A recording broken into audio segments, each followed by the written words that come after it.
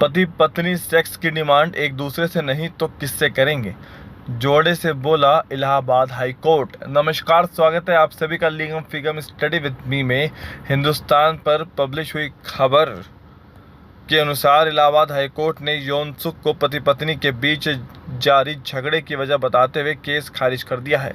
दरअसल उच्च न्यायालय एक महिला की तरफ से पति के खिलाफ दर्ज केस की सुनवाई कर रहा था, जिसमें याचिकाकर्ता ने यातना, दहेज और अप्राकृतिक संबंध बनाने के आरोप लगाए थे।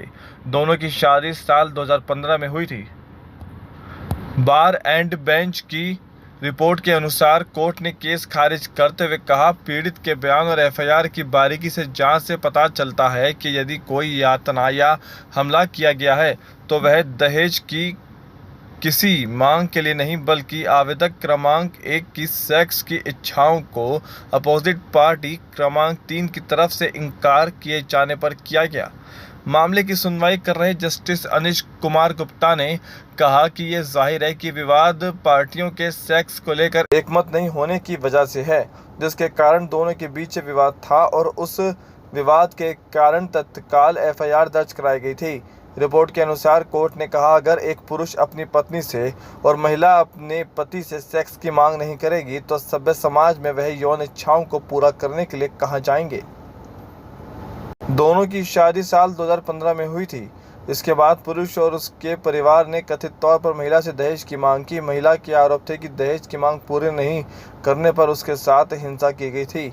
महिला का ये भी कहना था कि पति को शराब की लत है और वह उससे अप्राकृतिक सेक्स की मांग करता है।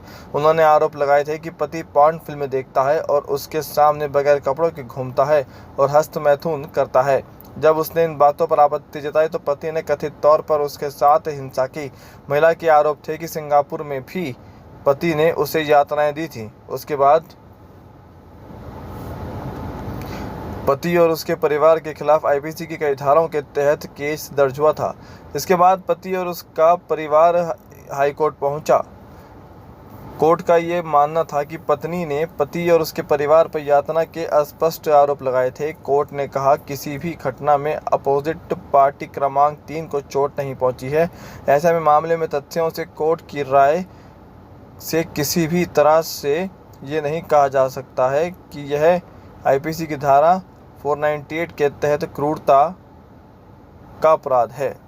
तो लीगम फिगम स्टडी विद मी में फिलहाल इतना ही।